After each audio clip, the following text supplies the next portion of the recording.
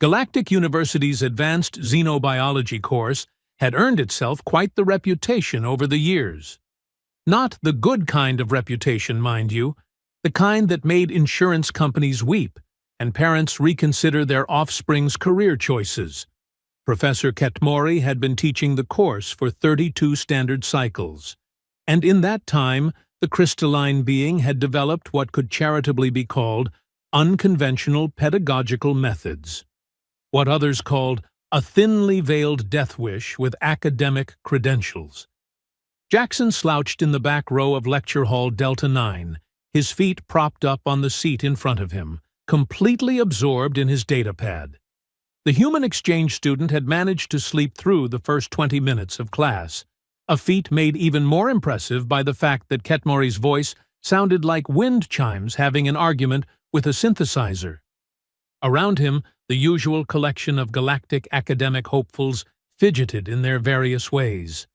Bryn's gills fluttered nervously, Grex's chitinous plates clicked in agitation, and Yuki's tail twitched with barely contained anxiety. They all knew what day it was. Jackson, apparently, did not. "Attention, my delightfully naive students," Professor Ketmori announced, their 6 crystalline limbs glinting under the harsh lecture hall lights. The professor's voice carried that particular tone that educators reserved for moments when they were about to traumatize their pupils in the name of science. "Today marks our midterm practical examination." A collective shiver ran through the assembled students. Well, through everyone except Jackson, who was currently engrossed in what appeared to be a heated debate about optimal pizza toppings on the university forums. The boy had priorities, apparently, and academic survival wasn't one of them. Ketamori's primary manipulator limb gestured toward a reinforced container that had been wheeled into the lecture hall during Jackson's impromptu nap. The thing was roughly the size of a small hover car and bore warning labels in 14 different galactic languages. Most of them boiled down to variations of danger, contents extremely hostile, and unauthorized opening will result in immediate death and/or dismemberment. Jackson glanced up from his datapad just long enough to notice the box, shrugged, and returned to his very important discussion about whether pineapple belonged on pizza. Spoiler alert, according to his current post, it absolutely did, and anyone who disagreed could fight him in the quad. "Now then," the professor continued, their tone taking on the cheerful quality of someone about to watch natural selection in action. "Who among you can tell me the primary characteristics of the Nexian shadow cub?" Bryn's webbed hand shot up so fast she nearly launched herself from her seat. They're nocturnal ambush predators, Professor. Native to the shadow forests of Nexus Prime. Extremely territorial, highly aggressive, and—" her voice cracked slightly, "and they can smell fear from half a kilometer away." "Excellent, Bryn. And their hunting methodology?" This time it was Grex who answered, his voice a nervous chittering symphony. "Pack hunters, Professor. They use coordinated attacks to isolate prey. Their tentacle whiskers can detect bioelectrical signatures, making hiding virtually impossible, and their claws can slice through reinforced steel plating." Ketmori's crystalline form practically sparkled with approval. "Outstanding! And tell me, class, what makes them particularly suitable for today's examination?" The silence that followed was the kind of silence that happened right before very bad things occurred. It was the silence of prey animals realizing they were about to become educational aids.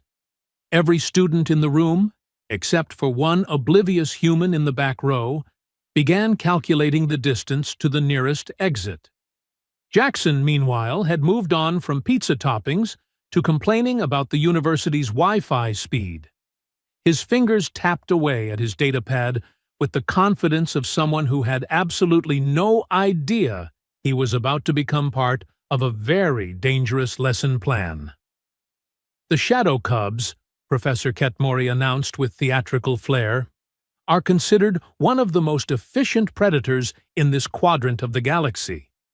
They are fast, intelligent, utterly ruthless, and, most importantly for our purposes today, they are young enough to still possess their natural hunting instincts without the wisdom that comes with age. The professor's 6 limbs moved in a complex pattern that somehow managed to convey both academic enthusiasm and barely contained sadistic glee. Today, you will be demonstrating your understanding of predator-prey dynamics through direct observation and, how shall I put this, immersive experience. That was when the screaming started. Well, not actual screaming. That would come later. This was more of a collective intake of breath that sounded remarkably like a small atmospheric breach. Students began frantically looking around the lecture hall, mentally cataloging potential hiding spots, escape routes, and last will and testament compositions. Yuki's feline features had gone pale beneath her fur. "Professor, surely you don't mean—" "Oh, but I do." Ketmori's voice carried the kind of enthusiasm typically reserved for birthday parties and public executions. 3 juvenile shadow cubs, approximately 6 months old enough to hunt, young enough to be properly motivated by hunger. I may have forgotten to feed them this morning. Academic oversight, you understand. Jackson finally looked up from his datapad, but only because someone's panicked breathing was interfering with his concentration. He glanced around the lecture hall with the mild irritation of someone whose very important internet browsing had been interrupted by what appeared to be a collective anxiety attack. "What's everyone so worked up about?" he asked, his tone suggesting that mass panic was a significant overreaction to what was obviously just another boring lecture. "It's just some kind of practical exam, right?" The looks he received in response could have powered a small star. Bryn's eyes were wide enough to serve as satellite dishes. Grex had begun unconsciously backing toward the wall, his multiple limbs twitching in what could charitably be called pre-flight preparation. Even Yuki, who belonged to a species that had evolved from apex predators, looked like she was reconsidering her life choices. "Jackson," Bryn whispered, her voice carrying the kind of urgency typically reserved for impending natural disasters. "Shadow cubs are—" But Professor Ketmori had already moved to the containment unit. The professor's manipulator limbs worked at the locking mechanisms with the practiced efficiency of someone who had done this many, many times before. Each click of a disengaging lock echoed through the lecture hall like a countdown to catastrophe. "Now, class, observe carefully," the professor announced. "Notice how your heart rates have increased. Notice the biochemical changes occurring in your various physiologies. This is the natural response of prey species when confronted with the prospect of encountering an apex predator. It's quite fascinating from an academic standpoint." Jackson blinked slowly, processing this information with all the urgency of someone trying to remember where they'd left their keys. "Wait, are you saying there are actual dangerous animals in that box?" The collective response was a sound that no single species should have been capable of making. A harmony of terror that somehow managed to blend gills, fluttering, chitin clicking, and what could only be described as existential feline despair. "Dangerous!" Professor Ketmori's crystalline laugh sounded like someone dropping a chandelier down a flight of stairs. "My dear Jackson, dangerous is such a limiting term. I prefer educationally challenging." The final lock disengaged with a click that seemed to echo in everyone's bones. The containment unit's door began to slide open with the slow, inevitable certainty of a really well-produced horror movie. A sound emerged from within, a sound that was part purr, part growl, and entirely designed by evolution to make intelligent beings question their life choices.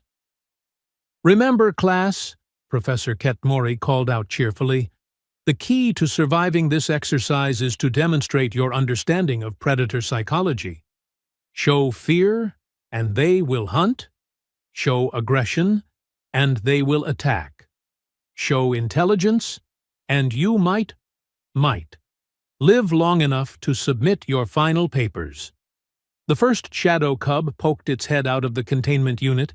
It was, Jackson had to admit, actually kind of cute. About the size of a large house cat, with sleek black fur that seemed to absorb light rather than reflect it, and the kind of large amber eyes that suggested either profound wisdom or profound hunger. Possibly both. The tentacle whiskers that extended from either side of its face swayed gently, giving it an almost playful appearance. Right up until it opened its mouth and revealed teeth that could serve as industrial cutting tools. The second cub emerged, followed immediately by the third. They moved with the fluid grace of shadows given form, their heads turning in perfect synchronization as they scanned the lecture hall. Their tentacle whiskers twitched and swayed, clearly picking up the various bioelectrical signatures of the terrified students. Every alien in the room had the same thought. This was how they were going to die. Death by educational aid.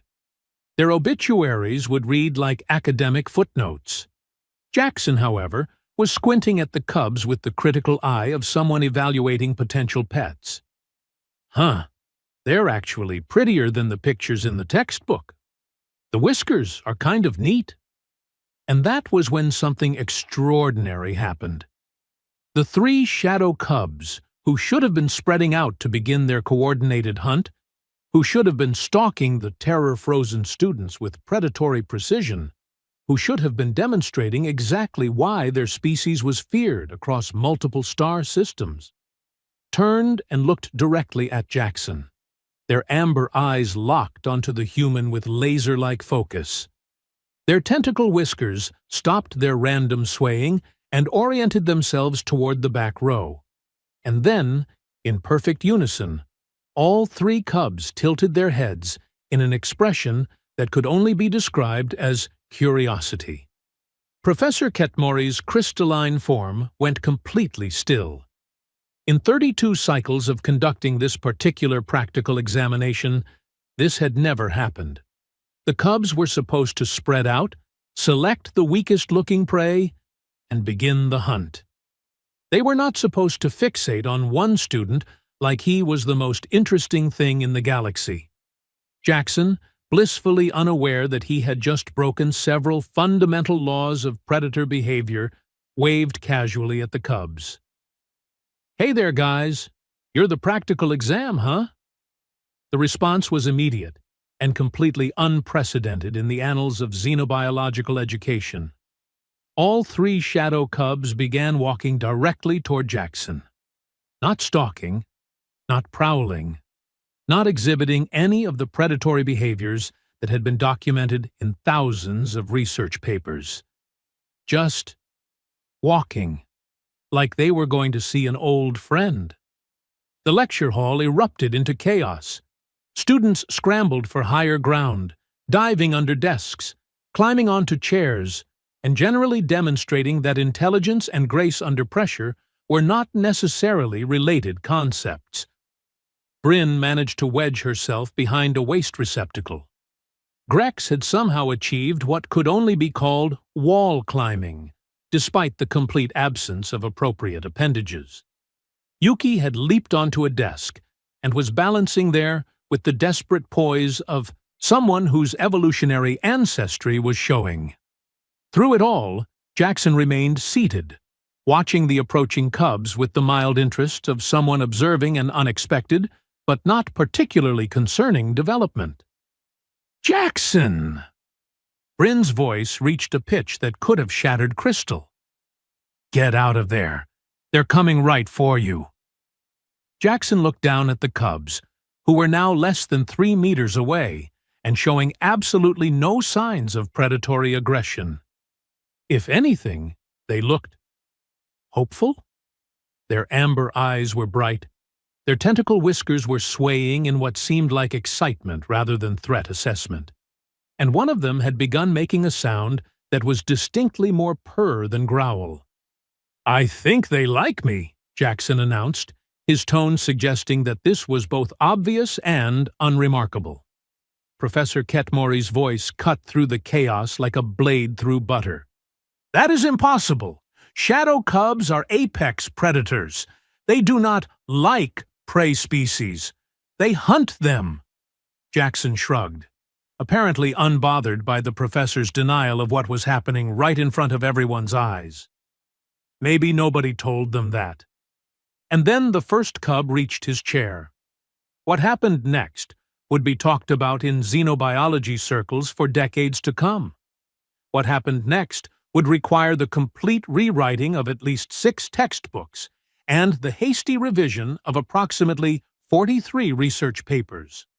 What happened next would cause 3 different species to question everything they thought they knew about predator-prey relationships. What happened next was that the first shadow cub looked up at Jackson with those luminous amber eyes, opened its mouth to reveal a set of teeth that could cut through starship hull plating, and purred. Not the threatening rumble of a predator sizing up its next meal. Not the warning growl of a creature establishing territorial dominance. A purr. The kind of sound that suggested contentment, affection, and a deep-seated desire for belly rubs. Jackson blinked down at the cub with the expression of someone who had just discovered that his morning coffee tasted slightly different, but couldn't quite figure out why. "Well, hello there, little guy. You're friendly, aren't you?" The cub's response was to rub against Jackson's leg with the enthusiasm of a house cat greeting its favorite human after a long day at work. The tentacle whiskers that should have been analyzing Jackson's bioelectrical signature for optimal attack vectors were instead gently brushing against his shin in what could only be described as affectionate nuzzling. From her hiding spot behind the waste receptacle, Bryn's voice reached a frequency that probably violated several noise ordinances. "Jackson, those are not pets. They are evolutionary killing machines." "Huh," Jackson replied, reaching down to scratch behind the cub's ears. The creature immediately leaned into the touch, its purring increasing to a volume that could probably be heard in the next lecture hall. "Could have fooled me. This one seems pretty chill." Professor Ketmory's crystalline form had gone completely rigid, every facet reflecting light in patterns that suggested profound academic distress.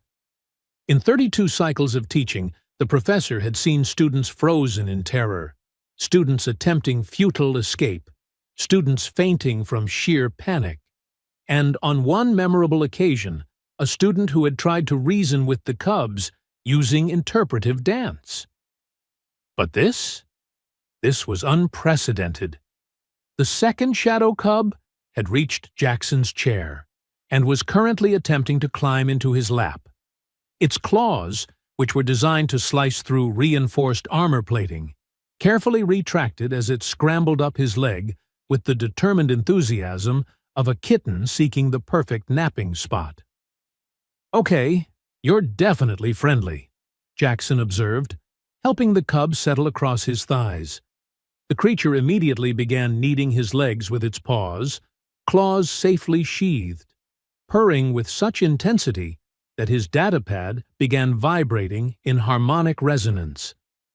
The third cub, not to be outdone by its siblings, had positioned itself against Jackson's other leg and was gazing up at him with an expression that could only be described as adoring.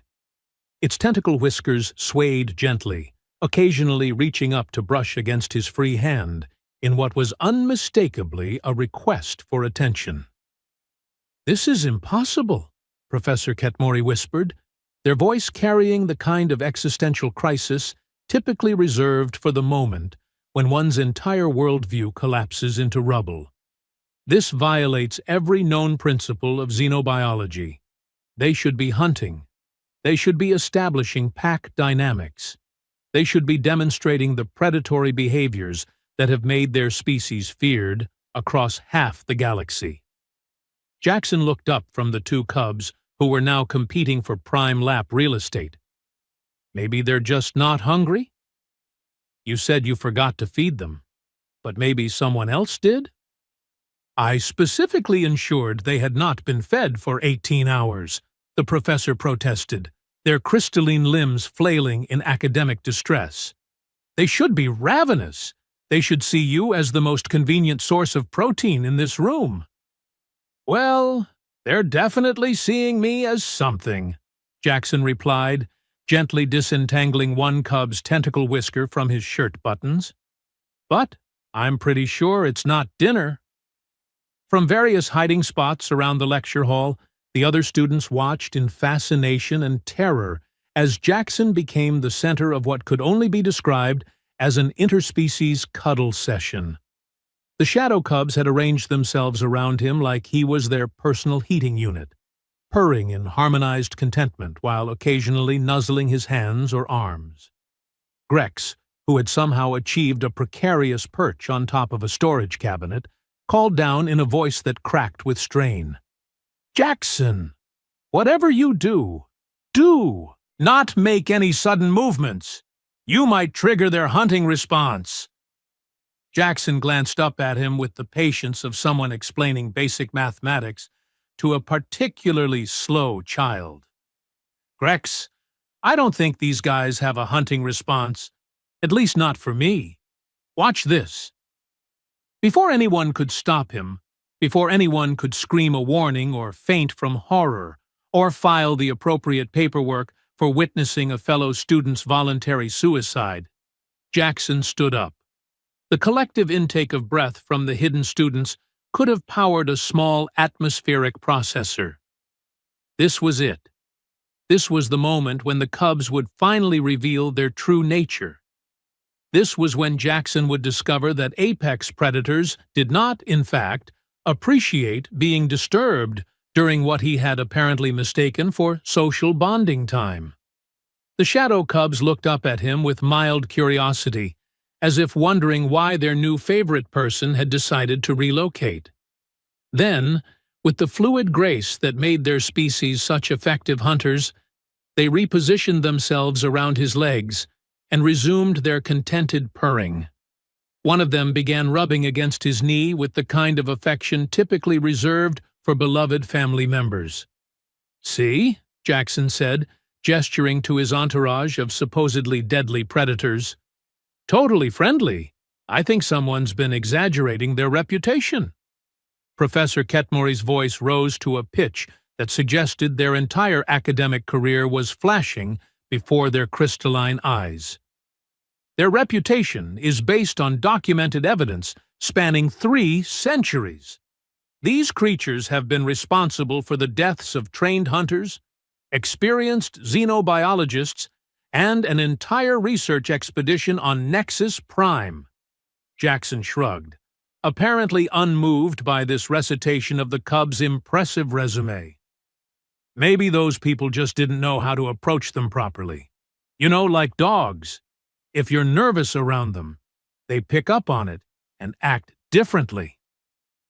These are not dogs, the professor shrieked, their voice climbing to frequencies that probably violated several galactic communications regulations.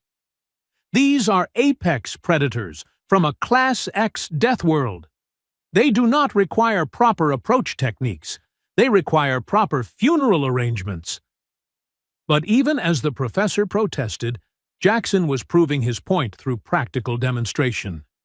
He had begun walking around the lecture hall, and the 3 shadow cubs were following him like he was the most fascinating thing they had ever encountered. Their tentacle whiskers swayed with what could only be described as happiness, and their amber eyes tracked his every movement with devoted attention.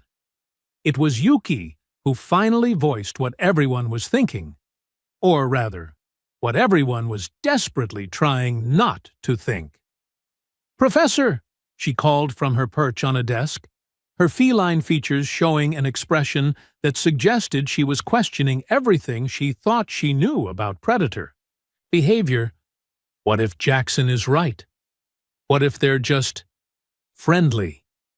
The silence that followed was the kind of silence that occurred when fundamental assumptions about the universe were suddenly called into question. It was the silence of paradigms shifting, worldviews crumbling, and textbooks becoming obsolete in real time. Professor Ketmori's crystalline form went through a series of color changes that probably indicated something between academic excitement and complete mental breakdown. If these cubs are exhibiting non-aggressive behavior toward a potential prey species, the professor said slowly, as if working through the implications in real time, then we may be witnessing something that requires immediate documentation, analysis, and probably several emergency conferences with the Galactic Academy of Sciences. Jackson, meanwhile, had settled back into his chair with his 3 new companions, arranging themselves around him like he was their personal furniture. One cub had claimed his lap, another had positioned itself against his leg, and the third was attempting to figure out the optimal way to balance on the arm of his chair. "Does this mean I pass the practical exam?" he asked, scratching behind the ears of the cub in his lap. The creature's purring intensified to a level that was probably registering on seismic equipment in the adjacent buildings. The professor's response was a sound that no crystalline being should have been capable of making, something between a laugh, a sob, and the noise a computer makes when it's trying to process impossible data. From around the lecture hall, students began cautiously emerging from their hiding spots. Bryn crept out from behind the waste receptacle, her gills fluttering with nervous curiosity. Grex managed to descend from his cabinet perch with only minimal dignity loss. Yuki leaped down from her desk with feline grace, though she maintained a respectful distance from the unprecedented scene. They all stood in a loose circle around Jackson and his entourage, watching as 3 of the galaxy's most feared predators competed for the attention of an oblivious human who was treating them like oversized house cats. "This is going to require so much paperwork," Professor Ketmori whispered, their voice carrying the exhaustion of someone whose entire understanding of the universe had just been turned upside down. So very, very much paperwork. Jackson looked up from the cub that was now attempting to groom his hair with its sandpaper tongue. "Paperwork for what?" "For rewriting everything we thought we knew about interspecies predator dynamics," the professor replied, already mentally composing the first of what would undoubtedly be many, many reports. "For explaining to the university administration why my practical examination turned into an impromptu xenobiology revolution. For figuring out how a human exchange student managed to domesticate 3 shadow cubs in the span of 15 minutes. Domesticate? Jackson blinked, apparently processing this term for the first time. "I wouldn't say I domesticated them. We're just hanging out." The cub in his lap chose that moment to look up at him with an expression of such pure adoration that it could have melted the hearts of spacefaring pirates. Its tentacle whiskers brushed against his face in what was unmistakably an affectionate gesture, and it began purring with such intensity that Jackson's shirt began vibrating. "Right," Professor Ketmori said flatly, their tone suggesting they had reached the acceptance stage of academic grief. "Just hanging out with apex predators, who should, by all known laws of nature, be using your internal organs as chew toys." Jackson shrugged, apparently seeing nothing unusual about this situation. Maybe the laws of nature need an update. And that, as it turned out, was exactly what was about to happen. Within minutes of Professor Ketmory's frantic communications to the university administration, Lecture Hall Delta 9 had transformed from a site of academic instruction into something resembling a cross between a scientific research facility and a three-ring circus. The first to arrive was Dr. Emmett, head of the xenobiology department, who burst through the doors with the kind of urgency typically reserved for natural disasters or budget meetings. He stopped dead in his tracks when he saw Jackson casually reading his datapad while 3 shadow cubs used him as a combination furniture set and grooming station. "Sweet, merciful black holes," Dr. Emmett whispered, his voice carrying the reverent tone of someone witnessing a miracle. Or a catastrophe. Possibly both. "Ketmory, please tell me you have some kind of explanation for this." Professor Ketmory's crystalline form had settled into what could only be described as a state of academic shock. "I wish I did, Emmett. I truly wish I did.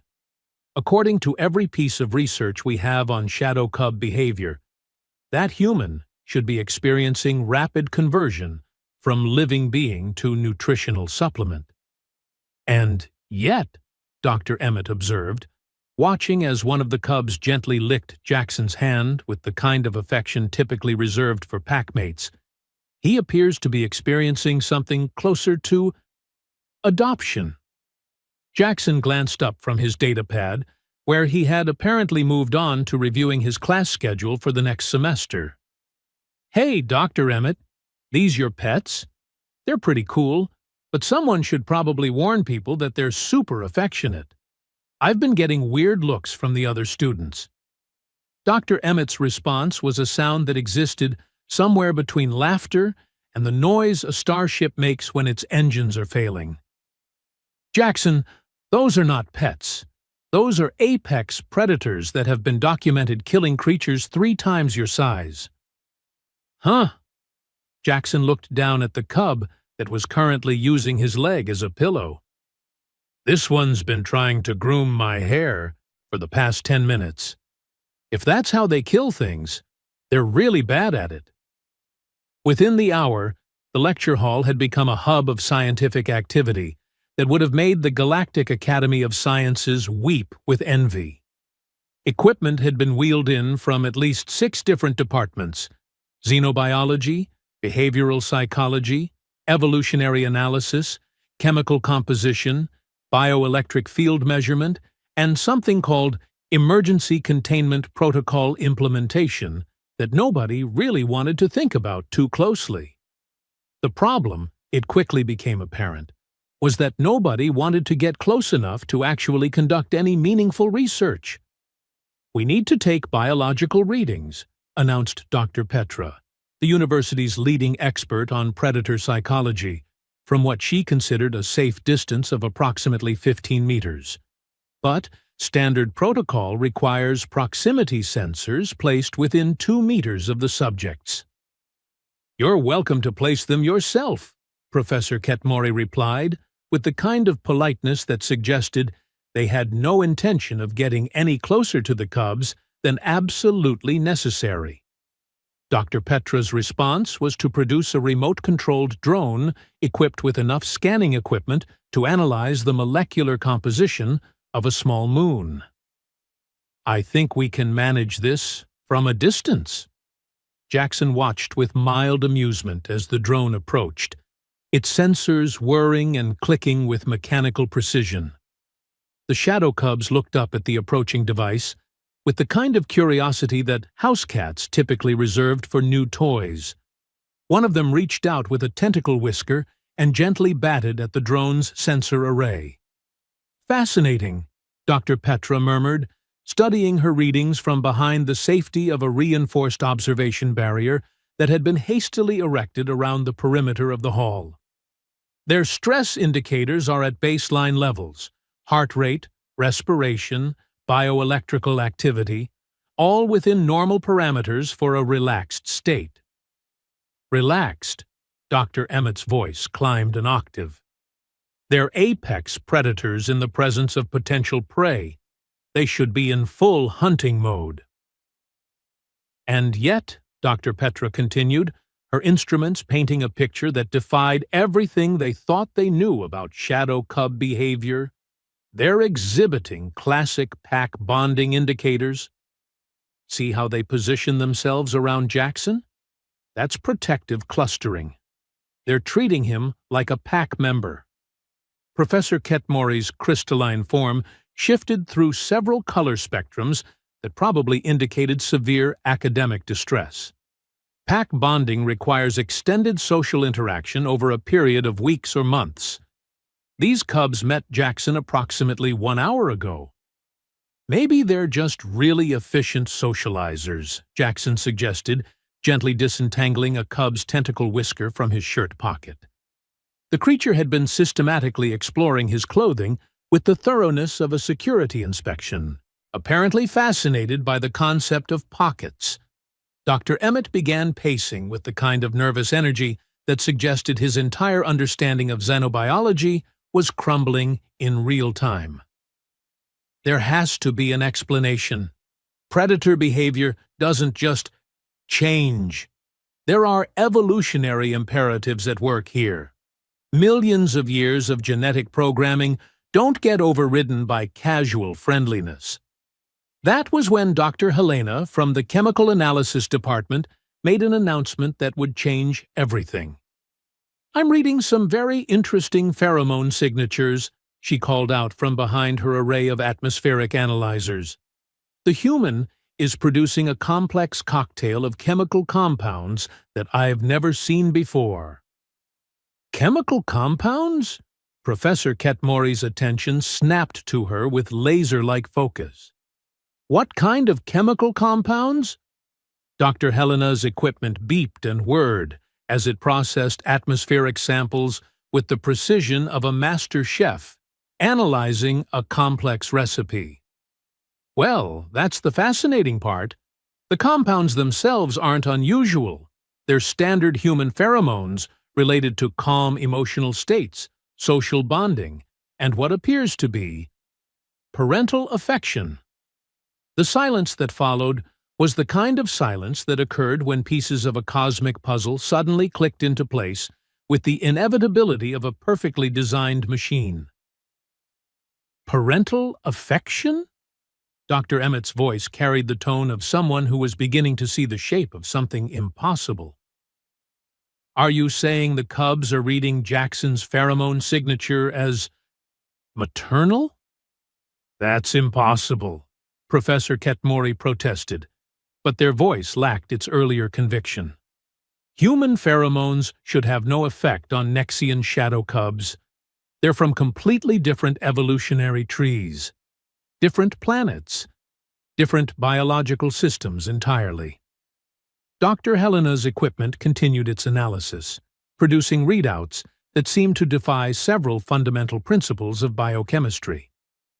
Unless, she said slowly, the chemical signatures are similar enough to trigger a cross-species response. Let me run a comparison analysis. What happened next would require the emergency convening of 3 separate academic conferences and the hasty revision of the Galactic Encyclopedia of Interspecies Biology. "Oh," Dr. Helena whispered, staring at her readouts with the expression of someone who had just discovered that 2 + 2 actually equaled fish. "Oh my, this is remarkable." "What?" Dr. Emmett demanded, his patience finally reaching its breaking point. "What did you find?" Dr. Helena looked up from her instruments with the kind of expression typically reserved for religious experiences or severe head injuries. "The pheromone signature Jackson is producing. It's not just similar to Nexian shadow cub maternal indicators. It's nearly identical. And that's not the remarkable part." She gestured to her secondary analysis array, which was currently processing what appeared to be several dozen separate chemical breakdowns. "I ran the signature through the xenobiological database. Jackson's pheromone profile shows compatibility markers for, well, for approximately 68 different predator species from across the galaxy.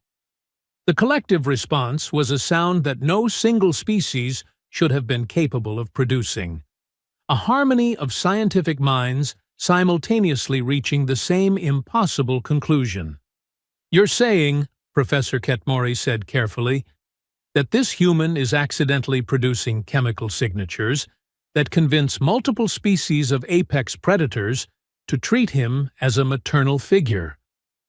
"Not just maternal," Dr. Helena corrected, her voice carrying the excitement of someone who had just made a discovery that would rewrite textbooks. "Pack leader, territory holder, and social bonding partner. Essentially, Jackson is broadcasting a chemical message that says, 'I am safe, I am family, and I will protect you,' to every predator in the immediate vicinity." Jackson looked up from the cub that was currently attempting to build a nest in his hair. "Is that why they're being so clingy? Because, honestly, it's kind of sweet, but I do have other classes today." Dr. Emmett turned to stare at his student with the expression of someone who had just realized that the mild-mannered exchange student sitting in his lecture halls was actually a walking, talking violation of everything they thought they knew about interspecies relationships. "Jackson," he said slowly, "have you ever noticed animals acting unusually around you before?" Jackson shrugged, apparently seeing this as a perfectly normal question. "I mean, yeah, dogs love me. Cats won't leave me alone. There was this one time on vacation when a whole pack of wild something or others followed me back to the hotel. But that's pretty normal, right? Animals just like some people better than others." The silence that followed was broken only by the sound of several xenobiologists simultaneously re-evaluating their entire understanding of human-animal interactions. "A pack of wild something or others," Professor Ketmori repeated flatly. "Yeah, they were kind of like big lizard cat things with too many teeth. Really friendly, though. The hotel staff seemed kind of freaked out about it." Jackson paused, considering. "Come to think of it, people seem to get really worried when animals like me. I always figured they were just jealous." Dr. Emmett slowly sat down in the nearest chair, his face cycling through approximately 15 different expressions, before settling on something that could only be described as the look of a man whose entire academic career has just been turned upside down by a student who thinks apex predators are friendly lizard cat things. "Jackson," he said carefully, "I think we need to have a very long conversation about your interaction history with local wildlife." But before Jackson could respond, Dr. Helena's equipment began producing a new series of readings that made her previous discoveries look mundane by comparison. "Oh no," she whispered, staring at her atmospheric analysis with growing alarm. "Oh no, no, no." "What now?" Dr. Emmett asked, though his tone suggested he wasn't sure he wanted to know. Dr. Helena looked up from her instruments with the expression of someone who had just realized they were standing at ground zero of a potentially galaxy-changing event. "Jackson's pheromone signature. It's not just affecting the shadow cubs, it's spreading through the atmospheric recycling system." She gestured to her readings with hands that were beginning to shake with what could have been excitement or terror. Every predator species currently housed in the university's xenobiology research facilities is showing elevated interest in this sector of the campus, and they're all heading this way. The implications hit everyone simultaneously. The university's research facilities housed specimens from dozens of different worlds, creatures that had been carefully contained and studied precisely because they were too dangerous for casual interaction. And all of them, apparently, were about to come calling on Jackson. "How long do we have?" Professor Ketmori asked, their crystalline form cycling through color patterns that suggested immediate panic.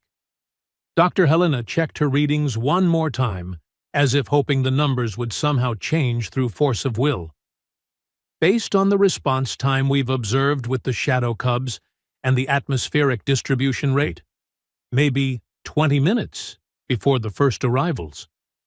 Jackson looked around at the assembled scientists with the expression of someone who was beginning to suspect that his day was about to become significantly more complicated than he had planned. "So," he said slowly, "should I cancel my afternoon classes?" What happened in the next 20 minutes would be discussed in academic circles for generations, debated in xenobiological conferences across the galaxy, and eventually lead to the establishment of an entirely new field of study called human-predator compatibility dynamics. It started with the Corvin frost wolves from the Arctic Studies Wing. They arrived first, padding through the corridors with the silent grace of creatures evolved to hunt in perpetual winter. Security footage would later show them bypassing 3 different containment protocols and somehow managing to operate a manual door release, skills that wolves from an ice planet should not have possessed. The frost wolves entered the lecture hall, took one look at Jackson, and promptly arranged themselves in a protective semicircle around his chair.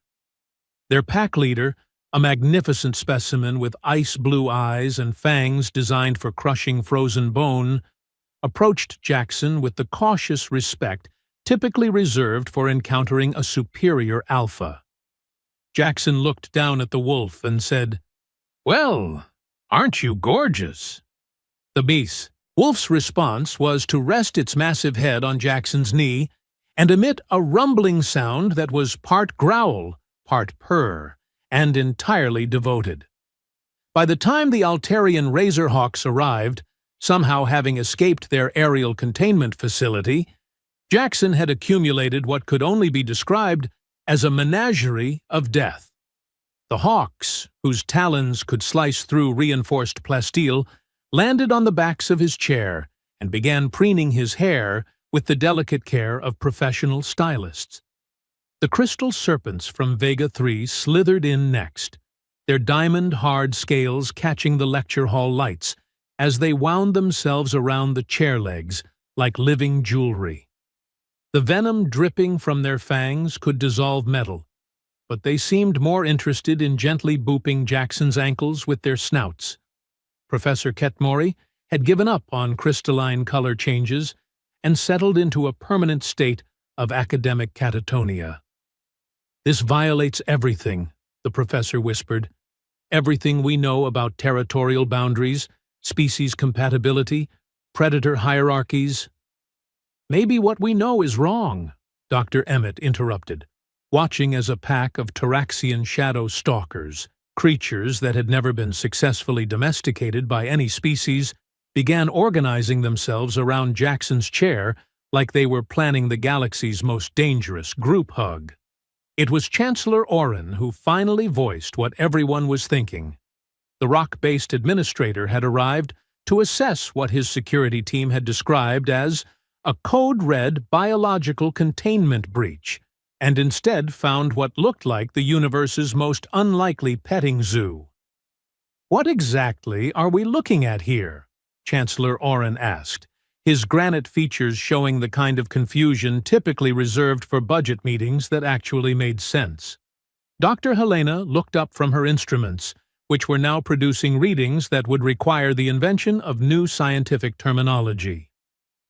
"We're looking at a complete paradigm shift in our understanding of interspecies relationships," she announced. "Humans don't just coexist with predator species. They accidentally domesticate them through evolutionary coincidence." Jackson, who now had 3 shadow cubs in his lap, 2 frost wolves at his feet, 4 razor hawks in his hair, and several crystal serpents draped around his shoulders like the galaxy's most dangerous scarf, looked up with the expression of someone who was starting to suspect that his exchange student experience might be slightly more complicated than advertised. "So," he said, gently untangling a serpent that had become fascinated with his shirt buttons. "Does this mean I get extra credit?" The collective response was a sound that transcended species barriers, the universal noise of minds being comprehensively blown. And that was when Jackson stood up, carefully balancing his entourage of apex predators, and made an announcement that would echo through academic history. "I hate to break up the party, but I really do have galactic economics at 3, and Professor Hendricks gets cranky if we're late. Plus, I think these guys need some exercise." He began walking toward the door, followed by what could only be described as a parade of the galaxy's most dangerous creatures, all of whom were treating him like he was their favorite person in the universe. As Jackson reached the doorway, he paused and looked back at the assembled scientists. "Oh, and Professor Ketmori? I think I'll take that passing grade on the practical exam." And with that, Jackson walked out of the lecture hall, trailed by enough lethal wildlife to conquer a small planet, heading off to his next class like this was just another Tuesday at Galactic University. Behind him, Professor Ketmori finally found their voice. "I'm going to need so much paperwork for this.